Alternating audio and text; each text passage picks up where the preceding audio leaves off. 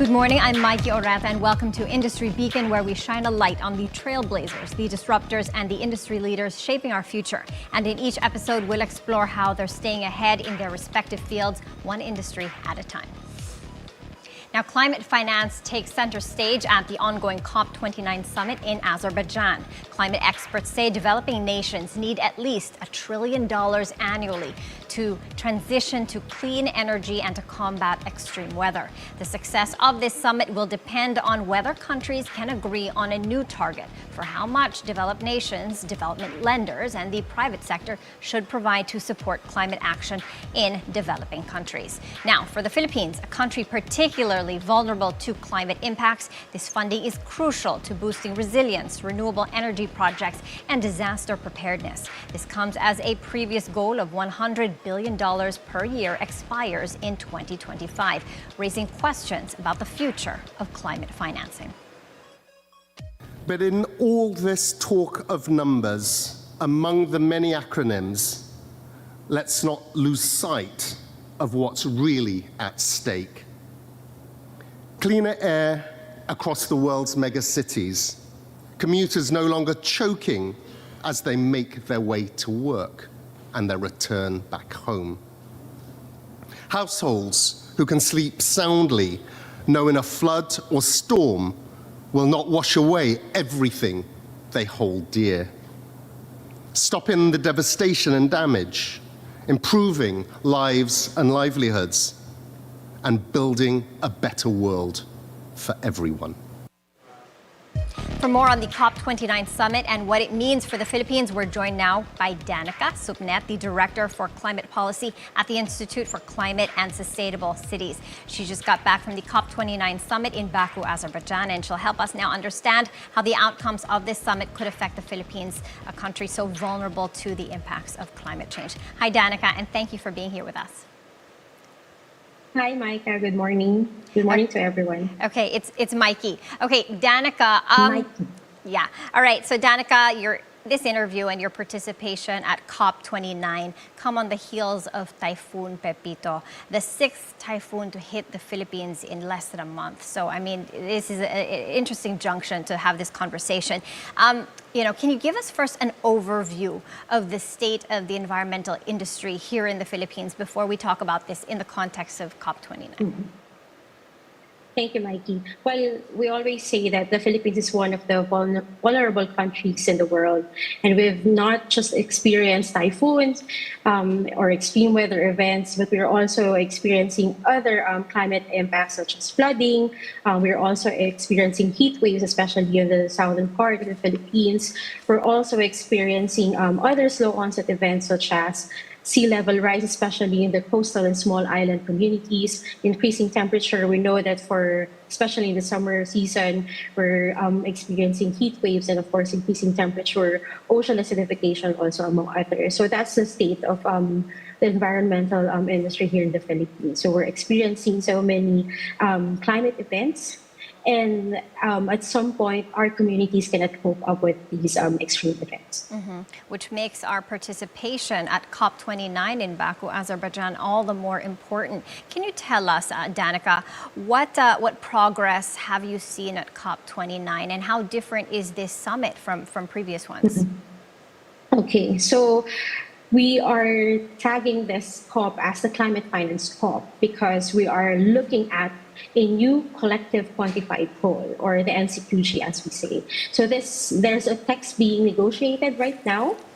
So what is the difference between the current text NCQG with the previous commitments before? So before, parties agreed to mobilize collectively 100 billion floor, which means it's the starting point for the climate finance that will be coming from different sectors, coming from the developed countries, and of course other financial mechanisms.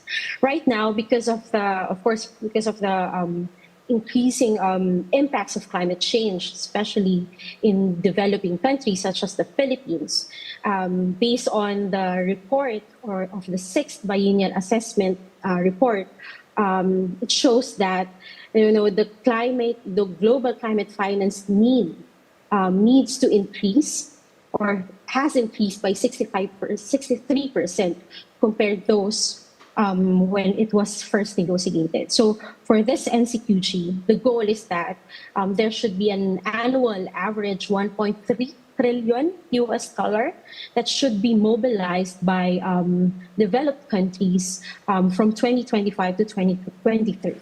So that's the new text being negotiated so that it would be responsive to the growing needs of climate finance by developed countries. Just to put things into context for the viewers, climate finance is all about supporting actions that address climate change. Particularly, it's about getting parties from nations with more financial resources to help vulnerable countries like the Philippines. In that regard, it's not just the Philippines, it's other developing nations that are pushing for $1.3 trillion worth of climate finance. That's the target annually. How realistic is this target? And then should it be approved, how much could potentially go to the Philippines? Since the Conference of Parties is a compromise mechanism for countries to agree on something. So if we agree on a 1.3 annual target for climate finance, it also means that there's a mechanism that the Philippines and other developing countries can access climate finance. So what does it mean for the Philippines? If there's a 1.3 billion, we have, let's say, 75% by 2030 reduction as part of our nationally determined contribution, our target under the Paris Agreement. So if we have access to climate finance, we are able to put an amount of money to our investments to realize our nationally determined contribution. So that's very important for countries also, for developing countries such as the Philippines. It's very important also that we're not just going to be looking at 1.3%. If we can still negotiate to scale it up more, that would also be a good avenue for developing countries to access more climate finance. So that's the reason why we're really advocating for a scaled up climate finance. But then again, we're at COP, so the 1.3 trillion is the target that we negotiated right now. Danica, you were at COP, the $1.3 trillion. How much does that compare from a historical perspective to the previous years? And where would you like to see these funds channeled to? Should the Philippines get a chunky part of that pie? Yeah. So we always say that it should be allocated to the most vulnerable countries. But then we are always saying that it shouldn't just be provided to the Philippines alone. So we're saying that, yes, we have a 1.3 trillion, but it shouldn't be equally divided because there's also always a mechanism to access climate finance. So what we have right now, it could be directed to the Philippines, to the countries, but it could also be channeled to financial mechanisms such as multilateral climate funds, such as the Green Climate Fund. So countries can also access those mechanisms so that they can also provide necessary climate action to their countries as well. Now, this financing is going to go to developing nations like the Philippines, our countries most vulnerable. What dictates a country's level of vulnerability? And, with regard to the other developing nations out there, where does the Philippines stand in terms of that vulnerability scale? So based on the assessment, we are first still in terms of experiencing vulnerability, especially coming from typhoons and, of course, slow onset events.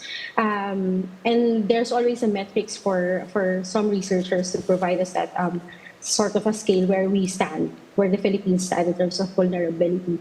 But we are always saying that, yes, even if we are in terms of in the top rank of most vulnerable countries, collective action is still needed neighboring countries as well, so that we can equip not only in the Philippines but also other countries to access climate finance, to take action on the impacts of climate change. Is there resistance? Was there resistance at COP29 for the the amount, the $1.3 trillion? Did you feel any pushback from the more developed nations to open their pockets to an amount this big? Yeah. Well, there were diverging issues also. There were areas for convergence. I think that's also the reason why we don't have a final text being approved during the first week of COP, because it's going to be a compromise. So every other day there's a discussion among the parties, whether this is a formal discussion or the informal discussions, just to decide on what's the best profession that should be included in the final text of the NCQG. So there are a lot of pushbacks. We know that even during the technical sessions before COP, there has been pushbacks, of course, from developed countries rather. It's because there has been several research also saying that we have actually complied to or achieved the previous goal. So why are we talking about new goals right now? But then developing countries have a strong voice to push for the 1.3 trillion goal, and of course scaling up climate finance as part of our country's advocacy also. So it's going to be a compromise really. So we will know by the end of COP if we have a good document that will be our basis for the next round of discussions also. Okay, we're going to be taking a quick break right now. We'll continue this discussion when we return. Industry Beacon will be right back. Please stay with us.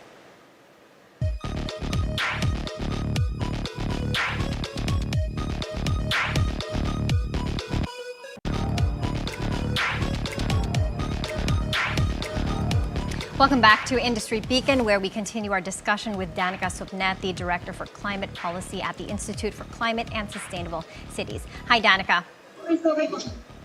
Okay, Danica, when we talk about climate financing, we're talking about it in the context of climate justice. Can you expound on what this means for the Philippines, the concept of climate justice?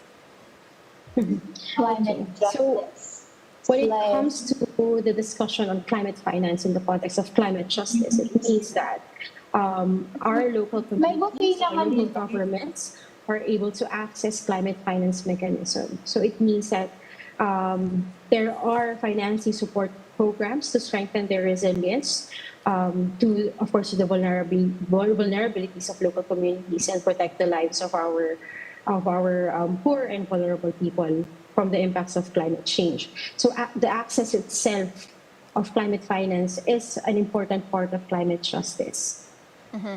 And when we talk about climate change, it's a problem that everyone faces, everyone in the globe, wherever you are. What are the things that we need to do on a national level? What does the private sector need to do? What do we all need to do collectively in order to breathe cleaner air and have a better and more resilient environment? Okay, so of course, at the national level, our government should be at the forefront in terms of assessing what needs to be done at the local level, what are the initiatives that should be prioritized, looking at, of course, the scale of what are the most vulnerable populations here in the Philippines. So investments should flow there first, because they're also at the forefront of climate impacts. So that's the role of the government. The academic institution, the civil society organization, and other non-state actors also have a huge part in this action to support our government and to also implement small or large-scale initiatives at the local level. So we always say it's a collective action, because we always know that it's not just going to be the government itself. The government cannot do everything, but if we have a multi-actor partnership among the non-state and state actors, we'll be able to target more communities here in the Philippines also. Mm-hmm. So the private sector. Sorry. So you've also mentioned the private sector. I think for the for many occasions, there's always been an ask of where the private sector could come in. I think the investment part is where the private sector can also have a huge impact in terms of scaling up our climate finance and also implementing our initiatives. Danica, what are the key initiatives you'd like to see come forward in 2025? One I think is very important, of course, is in terms of renewable energy.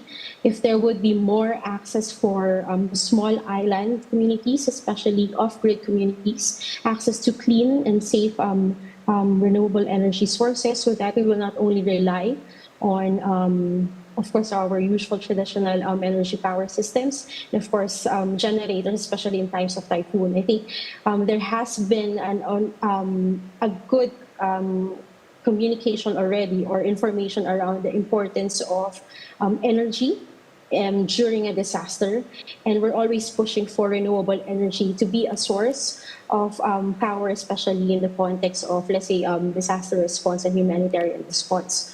Another side is that perhaps what we want to see, especially for ICSC to see in 2025, is that there would be more focus on looking at biodiversity and climate change together and not a separate entity, especially looking at how can we equip our local communities or our local governments in securing